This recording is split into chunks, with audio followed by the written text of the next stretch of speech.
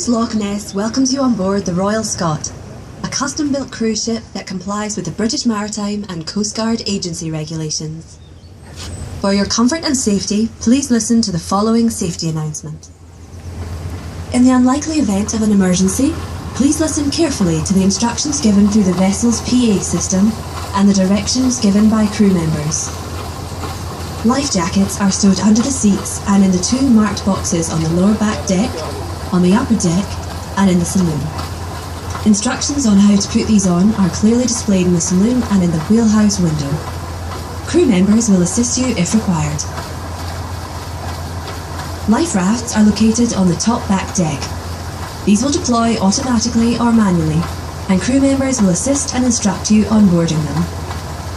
We ask passengers with children to please be aware that running is not allowed on board, and your children must be with you at all times.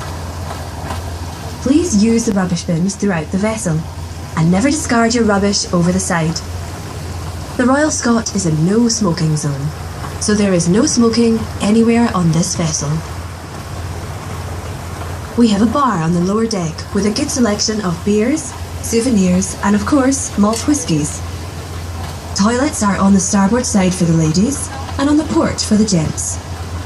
If you require any information or help at any time, please feel free to ask a member of our friendly crew. Now sit back, relax, and enjoy the wonders of Loch Ness. But please don't feed the monsters.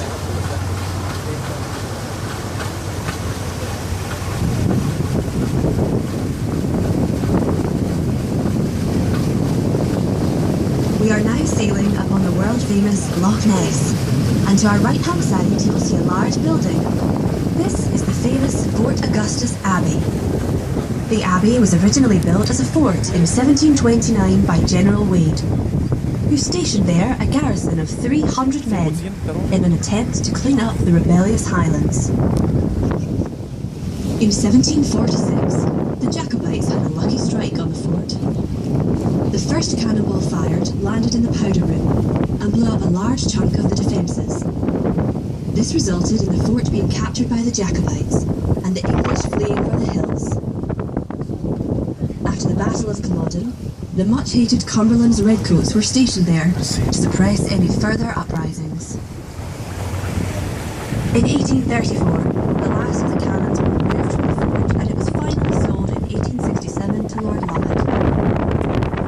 After a time of using it as a shooting lodge, Lord Lovat gave it the fort to two monks. They converted the fort into the abbey in 1880. In 1919, they set up a boys' school which ran until 1993 when the school closed and the monks left. The Abbey building has now been converted into the Highland Club, which comprises of many luxury holiday apartments and cottages.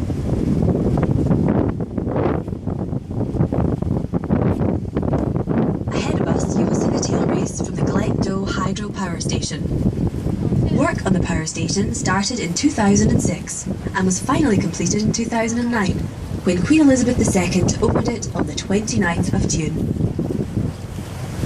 Glendo's 600-metre drop is the highest of any hydroelectric scheme in the UK, and the station is capable of generating up to 100 megawatts. The turbine hall is buried under the mountainside and is fed from a reservoir 7.5 miles behind the hills in front of us.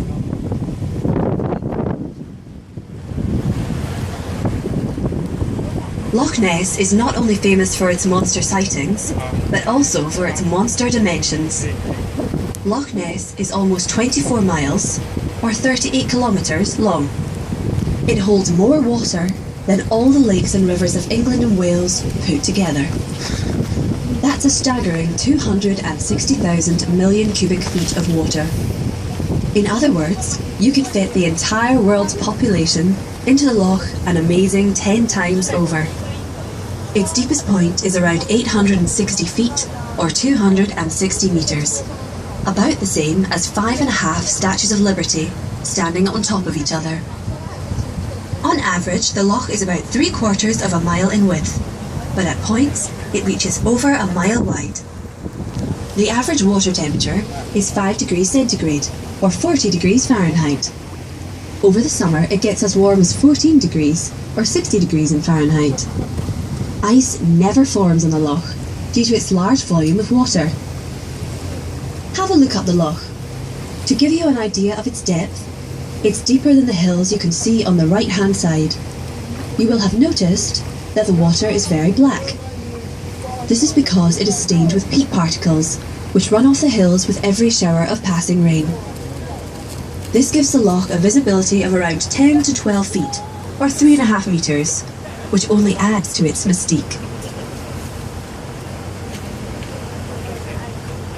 Loch Ness is not only famous for its natural beauty, but also for its elusive inhabitant, Nessie. The first recorded sighting of the Loch Ness Monster was in 565 AD by Saint Columba, an Irish monk who was in the area preaching Christianity to the local natives, known as Picts. He witnessed a man bathing in the loch near the River Ness, being attacked and dragged under the water by a large water beast. The stunned Saint Columba made a sign of the cross and commanded, "Go no further, do not touch the man, go back at once." The water beast then fled in terror back into the dark waters of Loch Ness. Saint Columba and the pagan Picts praised God for the miracle that had just taken place. Over the years since then, there have been several hundred sightings of large, monster-like creatures in the loch, and this has intrigued many avid monster hunters from every corner of the globe, enticing them to Loch Ness in search of Nessie. Researchers have used submarines, boats with extensive sonar equipment, cages baited with live salmon, and lochside camera stations filming the loch 24/7. But Nessie's presence remains elusive, confined to the gloomy dark waters of Loch Ness, with only a few grainy photographs and film of her in circulation. So you never know. If you keep your eyes peeled today, you might just be one of the lucky few to see the monster in all her glory.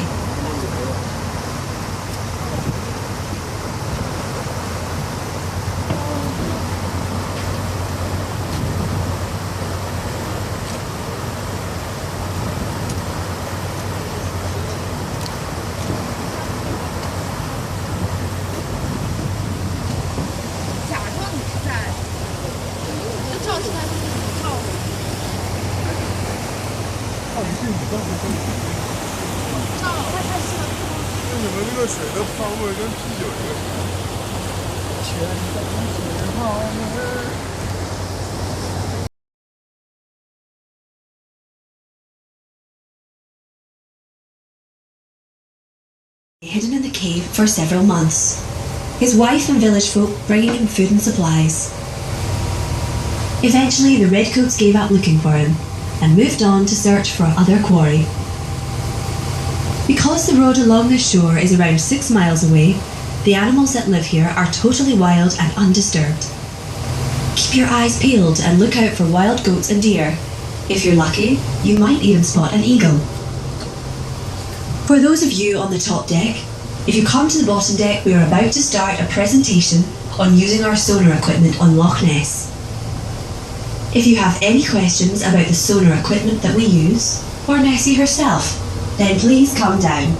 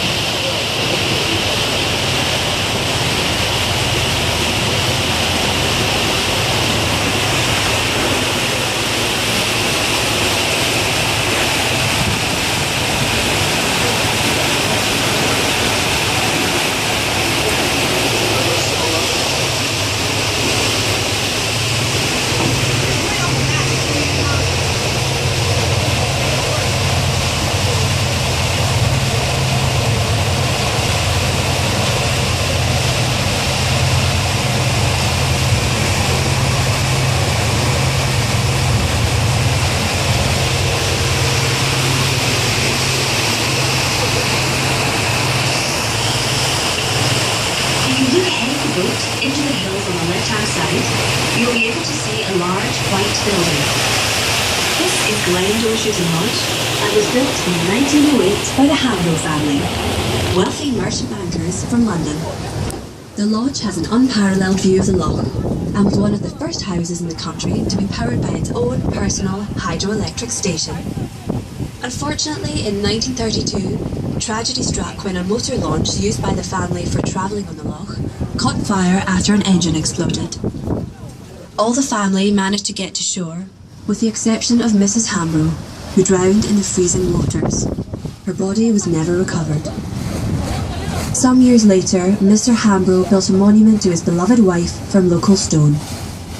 Constructed in the shape of a pyramid, it is roughly opposite the boat right now.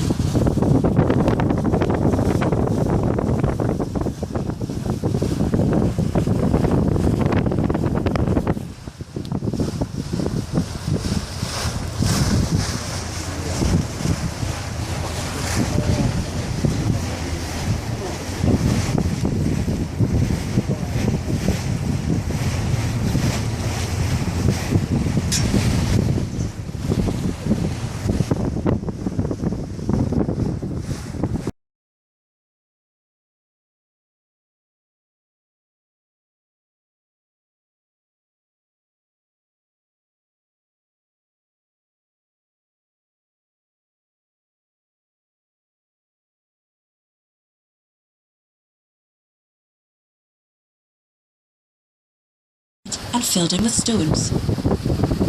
Prior to the building of the Caledonian Canal at the beginning of the 19th century, the level of Loch Ness was 6 feet, or 2 metres, lower than today. So the island would have measured around 180 by 160 feet, instead of the 60 by 48 feet it is at present. While its modern name is Cherry Island, it was originally called Murdoch's Isle, after a local clan chief who used the island as a fort in the 16th century.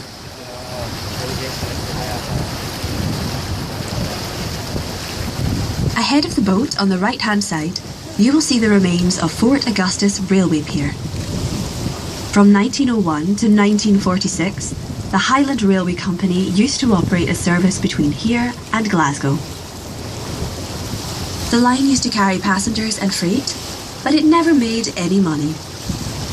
The pier was constructed to enable passengers and freight to embark onto the paddle steamers that ran a service to Inverness and various other points on the loch. One of the steamers, the Gondolier, was used in World War II and was sunk as part of the barrier that encircled Scapa Flow to prevent German U-boats from entering it.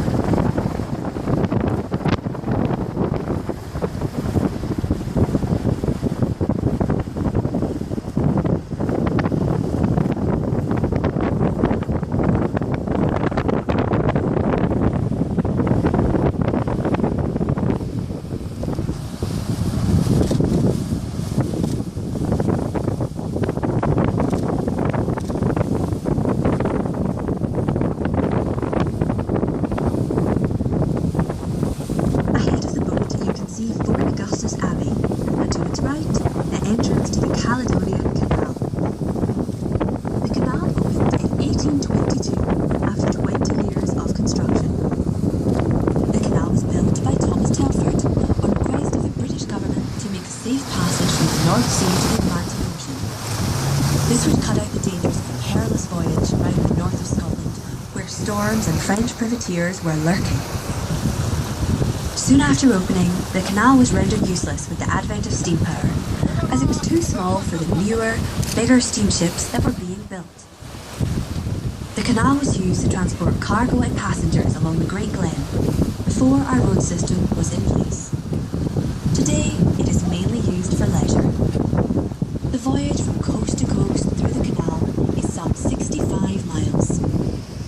Of that, 22 miles are man-made, and the rest is made up of 3 natural lochs: Loch Ness, Loch Oich and Loch Lochy. The canal consists of many sets of lock gates, like the ones you can see going through the middle of the village, which at their time of installation were the biggest in the world. These locks allow boats to go from sea level to its maximum height of 120 feet on Loch Oich. Here on Loch Ness, we are 50 feet above sea level. If you'd like to find out more about its history, feel free to visit the Canal Museum, or you can ask a local lock keeper. We ask that all passengers please remain seated until instructed by the crew. We hope that you have enjoyed your cruise, and if you'd like to show your appreciation, there is a tip bowl on the bar downstairs.